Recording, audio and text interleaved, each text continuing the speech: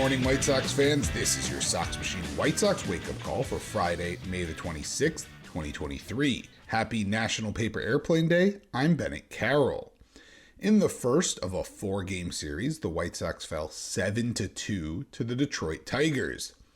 The game started slow, with the Sox going 1-2-3 in the top of the first, and the Tigers striking out 3 times around a walk issued to Riley Green.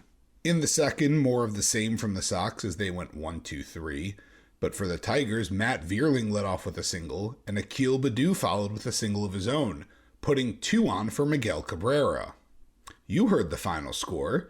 Did the old vet have one more in him? No, he didn't. With an 0-2 count, Miggy grounded right to Romy Gonzalez on second, who went 4-6-3 to turn a double play, putting Vierling on third. Following a Lucas Giolito walk, which, get used to me saying that, to Eric Haas, Andy Ibanez grounded out to end the inning. Jake Burger led off the top of the third with a single. After a pair of strikeouts, Tim Anderson stepped in. And maybe we should call him the Hamburglar because Jake Burger stole second base. Yes, really, the first steal of his MLB career. Anderson, still at the plate, found a ball he could flip into right for a single that Burger came around to score on, putting the Sox up 1-0 early. And then Andrew Benintendi would line out to end the inning. Bottom 3 and the Sox got into a little bit of trouble. Zach McKinstry takes the dreaded leadoff walk and steals second with 1 out as Riley Green and Spencer Torkelson each walk behind him to load the bases.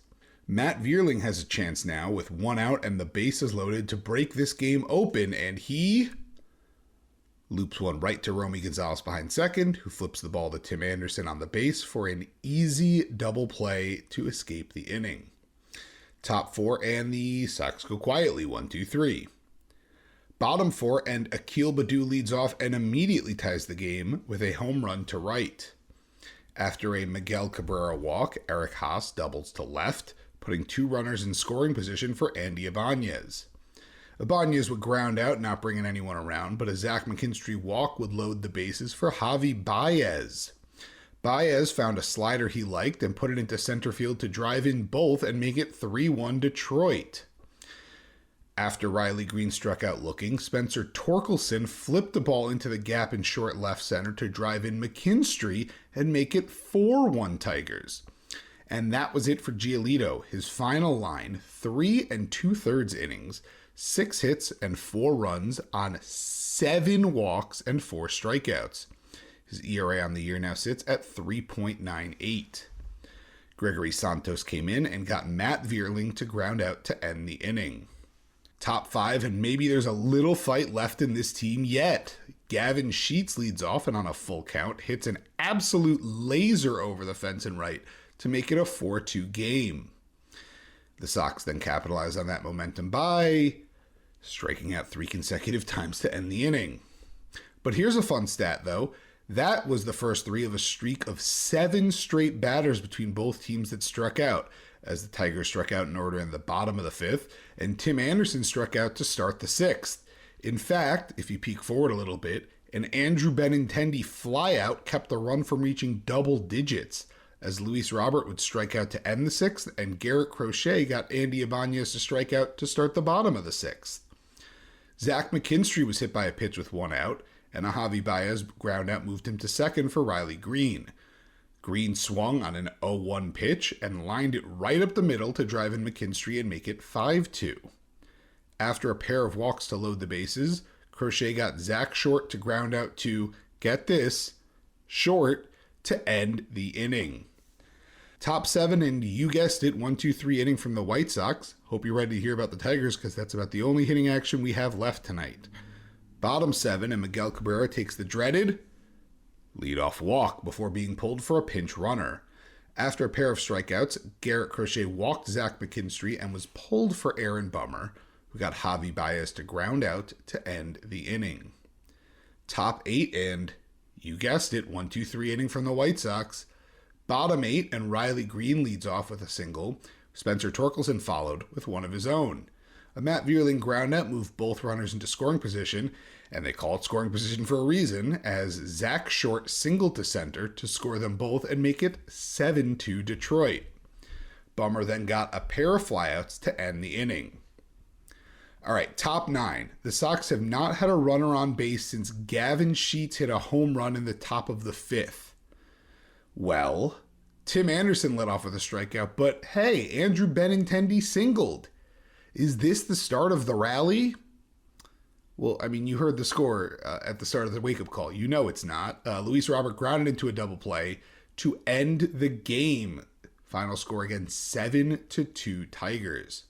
Some notes from the box score. White Sox pitchers allowed 11 walks, 7 from Giolito and 4 from Crochet, while they all struck out 10. The team managed just 4 hits on the day, 1 from Anderson, Benintendi, Sheets, and Berger. Luis Robert, in his return to the lineup, went 0 for 4 with a pair of strikeouts. The team went 1-2-3 6 times in the game. The White Sox are now 21-31 and sit in 4th place in the AL Central, while the Tigers are 23-25 and sit 2nd in the division. Today, the Sox look to bounce back as Lance Lynn does battle with Joey Wentz at 5:40 p.m. Central Time. In the minors, the Knights came back late against the Jacksonville Jumbo Shrimp and won 5-4. Victor Reyes hit a solo home run to tie the game at 4 in the 8th, and Steven Piscotty went deep in the top of the 9th to put the Knights up for good. Reyes and Piscotty also doubled, as did Nate Mondu and Oscar Colas. The bullpen was strong after Daniel Ponce de Leon gave up 4 runs as the starter, with Declan Cronin, Alejandro Mateo, Alex Colome, and Nicolas Padilla all throwing scoreless appearances. Colome got the win and Padilla the save. The Barons got absolutely crushed by the Tennessee Smokies, losing 12-1. Xavier Fernandez hit a solo home run for the only run for Birmingham, also adding a single, as did Jose Rodriguez and Yoelqui Cespedes. Matthew Thompson got crushed as the starter, going 4 1/3 innings, allowing 8 hits and 8 runs, walking 3 and striking out 6. The former second-round pick also gave up 3 home runs, and his ERA sits at 5.79 on the year, although he is striking out more than a batter an inning. Eloy Jimenez was also 0 for 2 with a walk and a strikeout in a rehab appearance. The Dash blew away the Brooklyn Cyclones 6-1.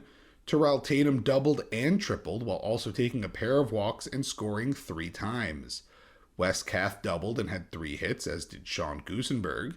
Cole Simus got the start and pitched well, throwing 5 hits, allowing 2 hits and a run with a walk and 7 strikeouts. Chase Plymell threw 2 scoreless innings of relief, striking out a pair.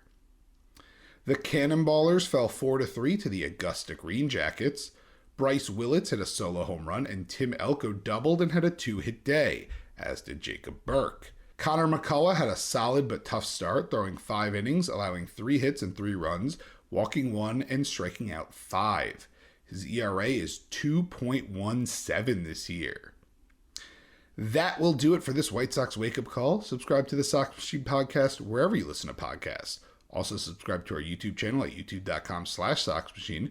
If you enjoy our work and want to support, visit patreon.com/SoxMachine, as we have several different tiers of support starting at just $2 a month for exclusive content, ad-free podcasts and website, and first crack at our new swag.